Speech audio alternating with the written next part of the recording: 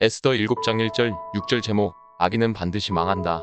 1-2절 왕이 하만과 함께 또 왕후 에스더의 잔치에 가니라. 왕이 이 둘째 날 잔치에 술을 마실 때에 다시 에스더에게 물어 이르되 왕후 에스더여 그대의 소청이 무엇이냐? 곧 허락하겠노라. 그대의 요구가 무엇이냐? 곧 나라의 절반이라 할지라도 시행하겠노라. 아하수에로 왕은 왕후 에스더가 베푼 두 번째 잔치 자리에 참석해서 술을 마시면서 에스더에게 첫 번째 잔치 때 했던 것과 똑같은 말을 하였는데 그것은 에스더가 무엇을 원하는지 말하기만 하면 다 들어주겠다는 것입니다. 나라의 절반이라도 달라고 하면 주겠다는 것은 정말 그러겠다는 것이 아니라 에스더가 말하기만 하면 무엇이든지 다 들어주겠다는 것을 과장해서 표현한 것입니다. 아하수에로 왕이 에스더에게 이렇게 말한 것은 자기를 위하여 잔치를 베풀어준 에스더가 너무 사랑스러워 보였기 때문입니다. 바로 이것이 우리가 하나님께 드린 기도가 응답될 수 있는 비결인데 그것은 하나님의 눈에 우리가 사랑스러워 보여야 한다는 것입니다. 그러므로 우리가 기도하기 전에 먼저 힘써야 할 일이 무엇일까요? 그것은 하나님과의 관계를 바로 맺는 것입니다. 하나님께서 우리를 지극히 사랑하시는 것처럼 우리도 하나님을 뜨겁게 사랑할 때 하나님께서는 그런 우리를 위하여 아무것도 아끼지 않으시고 우리가 원하는 것을 다 들어주실 것입니다. 우리가 하나님을 기쁘시게 해드리기 위하여 최선을 다해서 하나님께서 기뻐하시는 일을 감당할 때 하나님께서는 그런 우리를 흡족하게 여기시고 그런 우리가 간구하는 기도를 외면하시지 않으시고 다 들어주실 것입니다. 그럴 때 우리의 삶은 참으로 형통할 것입니다. 그럴 때 우리는 무슨 일이든지 해낼 수 있는 능력 있는 자의 삶을 살아가게 될 것입니다.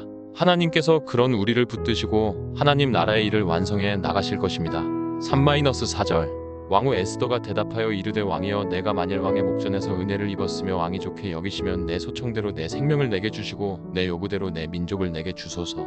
나와 내 민족이 팔려서 죽임과 도륙함과 진멸함을 당하게 되었나이다. 만일 우리가 노비로 팔렸더라면 내가 잠잠하였으리이다. 그래도 대적이 왕의 손해를 보충하지 못하였으리이다 하니 아하수에로 왕이 에스더에게 에스더가 원하는 것이면 무엇이든지 들어줄 거니까 원하는 것을 말해보라고 하였을 때 에스더가 드디어 자기의 소원을 아하수에로 왕에게 말하였는데 그것은 자기와 자기의 민족을 죽음의 위기에서 구해달라는 것이었습니다.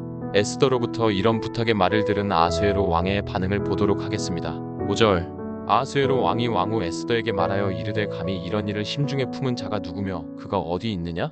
하니 왕은 도저히 이해가 안 되었습니다. 자기가 바사제국에서 가장 높은 왕인데 왕후 에스더의 말에 의하면 감히 그런 자기의 아내 에스더와 에스더의 민족을 몰살시키려는 사람이 있다는 것입니다.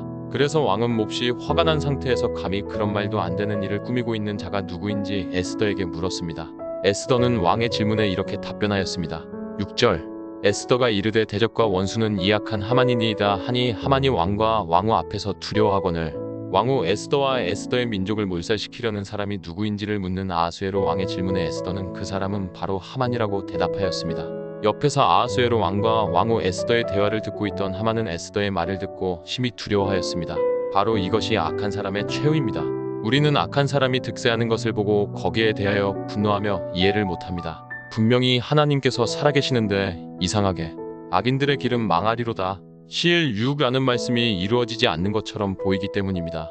그럴 때 우리는 그것이 결말이 아니라 과정이라는 것을 알아야 합니다. 이것과 관련하여 시편 73편에서는 이렇게 말씀하고 있습니다.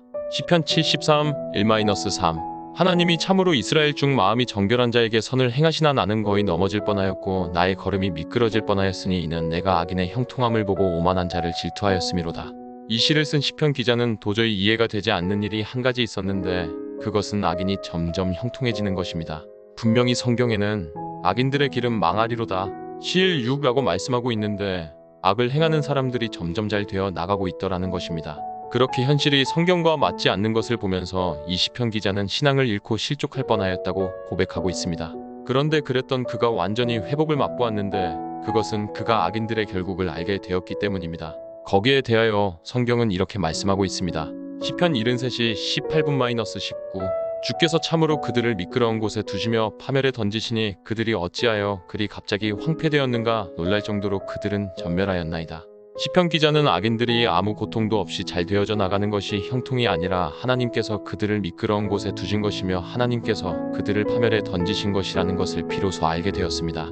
이것과 관련하여 로마서 한 장에서는 이렇게 말씀하고 있습니다. 로마서 1, 28-29 또한 그들이 마음에 하나님 주기를 싫어하며 하나님께서 그들을 그 상실한 마음대로 내버려 두사 합당하지 않은 일을 하게 하셨으니 곧 모든 불의, 추악, 탐욕, 악의가 가득한 자요 시기, 살인, 분쟁, 사기, 악독이 가득한 자요 수군수군하는 자요 시편 73편에서는 악인이 형통한 것을 가리켜서 그것은 하나님께서 그들을 미끄러운 곳에 두신 것이며 파멸에 던지신 것이라고 말씀하였습니다. 그리고 그것을 로마서 한 장에서는 하나님께서 악인들이 악을 행하도록 그대로 내버려 두셨다고 말씀하고 있습니다. 악인이 형통하게 되는 것이 왜 그들이 미끄러지는 것이며 그것이 하나님께서 그들을 파멸에 던지신 것이 됩니까? 하나님께서는 왜 악인을 벌하지 않으시고 그들이 악을 행하도록 그대로 내버려 두는 것입니까? 왜냐하면 악인이 계속해서 형통하게 되며 그들이 악을 행하도록 내버려 두면 그들이 그 악에서 돌이키지 않을 것이기 때문입니다. 계속해서 악을 행함에도 불구하고 잘 되는 사람 치고 야 큰일 났다. 내가 이 악에서 돌이켜야 되겠다. 라고 생각하는 사람은 거의 없습니다. 우리는 그들이 가면 갈수록 더 큰 악을 저지르는 것을 볼 수 있습니다. 저 북한의 김정은을 보십시오. 그는 저러다가 자기 할아버지, 자기 아버지처럼 편안하게 죽을 것입니다.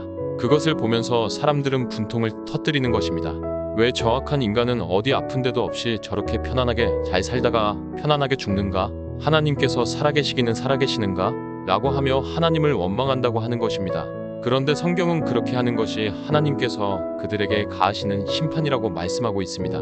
왜냐하면 그렇게 해야만 그들이 죄에서 돌이키지 않은 상태에서 죽어버리기 때문입니다. 만약 그것으로 모든 것이 끝이라면 세상은 너무 불공평하다고 하며 우리는 분통을 터뜨릴 수밖에 없습니다. 그러나 그걸로 끝이 아니라 죽음 너머에는 반드시 심판이 기다리고 있습니다. 악인이 돌이키지 않은 상태에서 죽으면 그들이 가는 곳은 지옥밖에 더 있겠습니까? 예수님을 믿고 구원받은 우리가 하늘나라에 가면 우리가 하늘나라에 가서 받는 영광이 전부 다 다르다고 성경은 말씀하고 있습니다. 오전 15시 40분-42. 마찬가지로 예수님을 믿지 않아서 구원받지 못한 자가 지옥에서 받는 형벌도 전부 다 다를 것입니다. 예를 들어서 김정은이 받게 될 형벌과 평범한 일반인이 받는 형벌은 같지 않다는 것입니다. 이 세상에서 악하게 산 것만큼 그들은 지옥에서 더 극심한 형벌을 받게 될 것입니다. 바로 그것이 악인을 기다리고 있는 궁극적인 결말입니다. 그래서 그들이 이 세상에서 돌이키지 못하도록 그들의 앞길이 계속해서 형통하게 되는 것이 하나님께서 그들에게 가하시는 심판이라는 것입니다. 그러나 하나님께서 지극히 사랑하시는 우리에게는 그렇게 하시지 않으십니다. 하나님께서 지극히 사랑하시는 하나님의 자녀인 우리가 죄를 범할 때마다 징계를 내리십니다. 그 징계로 인하여 어떻게 해서든지 죄에서 빨리 돌이키라는 것입니다.